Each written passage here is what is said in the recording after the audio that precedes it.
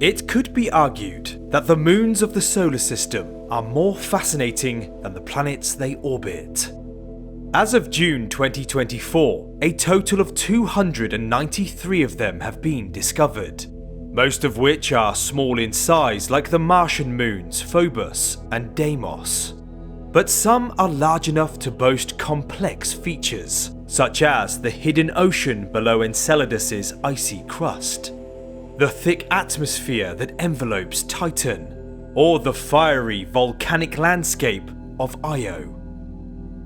Most of these magnificent moons are thought to have either formed from their parent planet at the beginning of the solar system or were created as a result of a giant impact event, such as the moon we see in our night sky. But there is one large moon whose origin is a mystery, possibly the most bizarre of them all, Neptune's largest moon, Triton. A world that neither formed with Neptune nor was created from it, but instead was captured in a backwards orbit before obliterating almost the entire Neptunian system, like some kind of celestial revenge. And like every good revenge story, this one also has an incredible twist at the end. So where did Triton come from? Can it be classed as a moon at all? And what is its fate? You are watching V101 Space. My name is Rob, and if you enjoy my videos, then remember to like and subscribe for much more to come.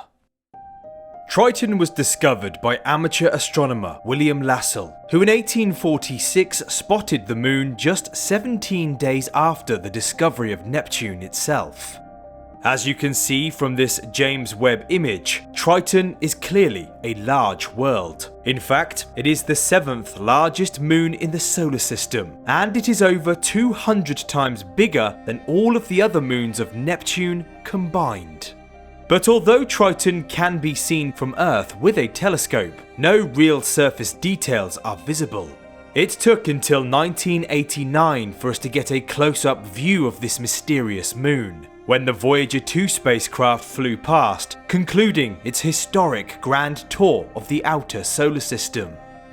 During the encounter, Voyager 2 captured images that stunned astronomers, because there were telltale signs that Triton, although billions of kilometers away from the Sun, was active.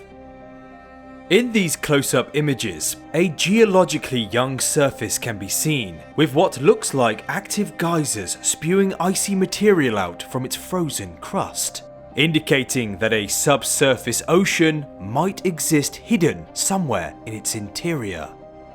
Although the surface of Triton is extremely cold, dropping to temperatures of -235 degrees Celsius, below the frozen crust of this distant moon, liquid water might flow, raising a certain question that has also been linked to Jupiter's moon Europa and Saturn's moon Enceladus. If an ocean does exist, could life have started there? As Voyager 2 flew past the icy moon, it was only able to map around 40% of it. However, Triton's bizarre nature doesn't stop with its surface, because if we zoom out of the Neptunian system, you will notice that Triton orbits its planet backwards. The large moons of the solar system, such as Earth's moon and all of the major moons of Jupiter, Saturn and Uranus, orbit roughly the same plane as their planet. And they orbit in the same direction as their planet rotates, which is counterclockwise if you're looking from above the North Pole. But Triton does not follow any of these rules. The bizarre world orbits in the opposite direction to Neptune's rotation, and follows a highly inclined 157-degree path relative to Neptune's equator. This unusual orbit, which is called a retrograde orbit, suggests that Triton had a very different history compared to the regular large moons of the solar system, causing astronomers to suspect that Triton was instead plucked from another region of space. Obviously, it's impossible to know exactly how Triton came to orbit Neptune, but by using computer models, along with the information that we have already collected on the mysterious moon, we can get an idea. According to astronomers, the model that works best is that Triton was once a giant double body roaming the outer solar system, a region called the Kuiper Belt. Something similar to Pluto and its own large moon Charon, perhaps. At some point in our solar system's history, however, Triton and its mysterious companion wandered too close to the blue ice giant, whose powerful gravity snatched Triton when it was moving in a retrograde direction around its companion. This slowed Triton enough relative to Neptune's gravity to yank it away, forcing it to remain in orbit in its new unwelcome home. As to the fate of its companion, well, it was likely lost, flung out into the dark depths of the solar system as a wandering small world that will forever drift alone.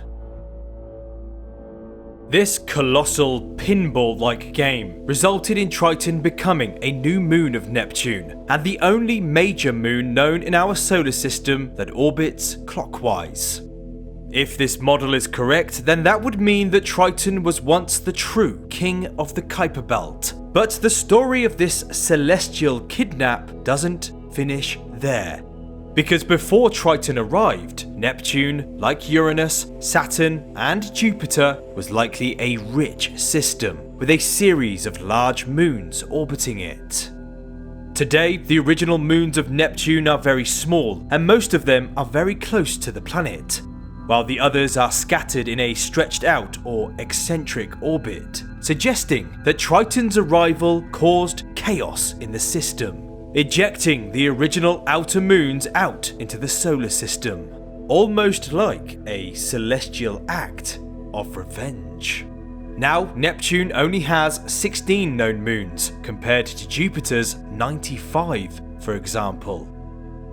Now that we know that Triton likely came from the Kuiper Belt, if you look at its surface once more, you will notice that it resembles Pluto more than any other gas giant moon. Both worlds are amazingly similar in diameter. Both have geologically young surfaces with few impact craters, indicating that each world is active and resurfacing itself when their geysers erupt. We know that each has a thin atmosphere of nitrogen, and that both have similar surface materials. Triton also is naturally reddish in colour, thought to be the result of methane ice converting into tholins from ultraviolet light, just like we see on Pluto. And so, despite now being the 7th largest moon in the solar system, Triton, which is slightly larger than the dwarf planets Pluto and Eris, was likely once the true king of the Kuiper Belt. Another blow for Pluto. However, another twist in this tale of celestial revenge is that Triton is probably expecting a violent end. Its time being Neptune's largest moon is limited. A consequence of Triton's unique orbit and Neptune's gravity slowing it down is that the once king of the Kuiper Belt is dropping closer and closer to the ice giant. Triton is already closer to Neptune than our moon is to the Earth, and one day, in a predicted 3.6 billion years from now, Triton will pass below Neptune's Roche limit, which is the minimum distance a large object can approach a planet without becoming overcome by its gravity. After this point, there is no turning back. Triton will likely be torn apart during a spectacular event that will result in Neptune gaining an enormous ring, possibly something as magnificent as Saturn's rings. And so the tale of Neptune and Triton's epic celestial back and forth is one that continues even today. But this story is no David and Goliath, because it seems that Neptune will eventually win this gravitational battle when it rips Triton to pieces and wears its broken body like a magnificent crown. A giant ring, perhaps something like Saturn's, a memento from a colossal moment in our solar system's history. I hope you enjoyed this video. If you did, then remember to like and subscribe for much more to come. And if you would like to support my channel even further, then why not buy me a coffee? A small donation goes a long way and helps me improve what I am attempting to build. Thank you for watching, and I'll see you next time.